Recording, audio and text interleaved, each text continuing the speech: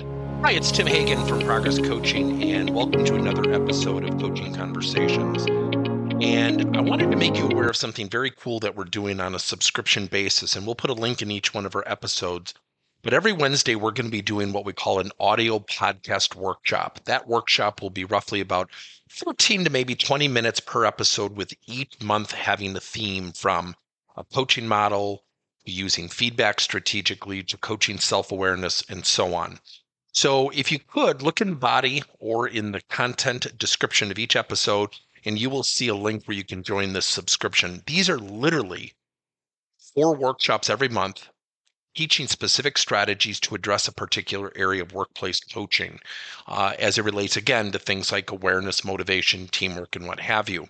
Here's the cool thing. It's only $10 per month, and each month you will get a handout that we will follow along with. So we also give you a tool for you to take notes as we go through each episode. We hope you'll check it out. 2022, I believe, is going to be the year of the conversation. I had one of the best conversations I've ever had with anybody, with a gentleman by the name of Johnny Taylor, who's the president of SHRM. And I won't get into the details of our conversation, but afterwards I got off the phone after we did a Zoom call and we were talking about some things, and I thought to myself, that was a fantastic conversation. And let's be honest, we don't always have those every single day. And we listened to each other. We didn't interrupt each other. And I actually, when I was listening to Johnny, I was thinking to myself, wow, this guy has a great cadence, a great voice. You can tell he's really in the moment. He's present. And it prompted me to be more aware of my own conversation skills. And it got me thinking after the conversation how important it is. And I won't get into the details, but Johnny and I had a conversation about some pretty touchy subjects. And I would say very comfortably, thoughtfully, professionally. And when you think about everything going on, and now we have a new COVID variant, and the world is changing again, and it's prompting people to think about traveling, and it's prompting people to think differently again. And this might be our new norm. So then it comes back to the workplace. What do we need to do? What do we need to do to make sure our people are feeling okay? We can't just tell them to be confident. We can't tell them to feel okay. We have to ask questions.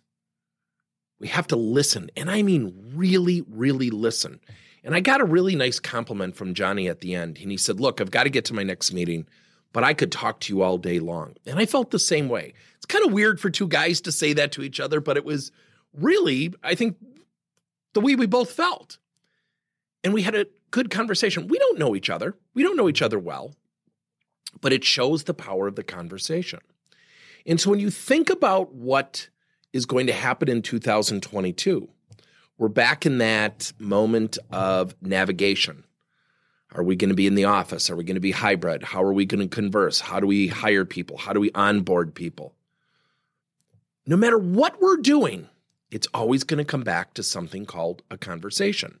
So let me illustrate some fundamentals of conversation skills. And we all have an opportunity to improve in these areas. Number 1, being present. And I'm talking about really being focused on what the other person is saying. Not thinking about what you're saying, not thinking about something you've got to do after the discussion or after a meeting. Number 2, asking questions. I think one of the fundamental things we've gotten away from, and I think we're getting back in touch with it, sadly because of the pandemic, is really finding out about each other, finding out what turns each other on in terms of their work, their hobbies, their family, their passions, and then assisting people based on those things. Number 3, active listening. Really authentically listening and stating back to somebody what they actually said. When you think about that, how often does that happen? Now, we work with sales organizations, and we certainly work with non-sales organizations. It's fundamentally one of the most difficult things. How often do you ever have a salesperson state back, here's what I hear your buying needs are?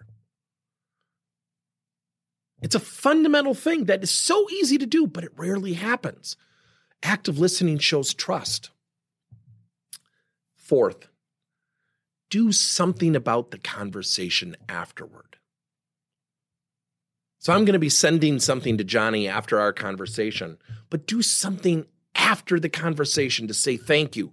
I enjoyed our conversation. If we get people talking, we gain perspective, we gain understanding, we avoid discord, we avoid lack of understanding. Conversations are powerful, and they're corny, right? It's cliche, it's trite, it's theatrically over the top. I mean, we talk every single day. Yet do we really have great conversations? Thank you for listening to another episode of Coaching Conversations by Tim Hagen and Progress Coaching. Now, our company is always coming out with new and innovative solutions to help leaders coach their employees. And recently, we just created a new service called Coach to You, where leaders can pick and choose topics and assign 7 to 21-day programs for employees to learn and, more importantly, apply actions and then reflect and share what they're going to do going forward as a result of the learning. It's called Coach to You. We're literally bringing coaching to your employees. If you're intrigued, we'll have a link in each one of our episodes where you can get more information. And again, thank you so much for listening to another episode.